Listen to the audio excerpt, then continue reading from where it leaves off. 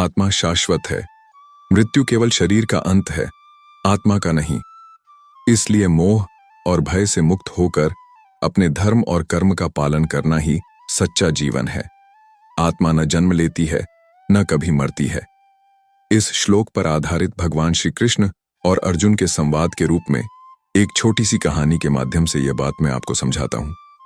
कुरुक्षेत्र का मैदान रणघोष से गूंज रहा था। अर्जुन का हृदय डगमगा रहा था। अपने ही बंधु बांधवों को सामने देखकर उसका धनुष गांडीव भारी हो गया। अर्जुन ने निराश होकर कहा, मधुसूदन, मैं इन अपनों पर बाण कैसे चला सकता हूं? इनके वध से क्या लाभ होगा? मृत्यु से तो सब नष्ट हो जाएगा। श्री कृष्ण ने शांति से मुस्कुराते हुए अर्जुन को देखा और बोले, पार्थ, जो तुम्हें नष्ट होता दिख रहा है वह केवल शरीर है। आत्मा न जन्म लेती है, न मरती है। वह शाश्वत है, अविनाशी है। अर्जुन ने विस्मित होकर पूछा, लेकिन प्रभु, यदि आत्मा न मरती है तो मृत्यु का क्या अर्थ है?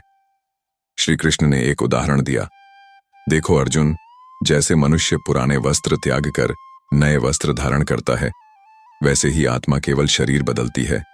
मृत्यु केवल वस्त्र परिवर्तन है, आत्मा का अंत नहीं।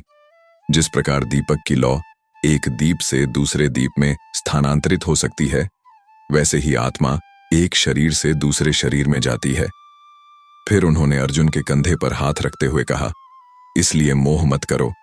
जिनके लिए तुम शोक कर रहे हो वे कभी मर नहीं सकते। आत्मा अमर है।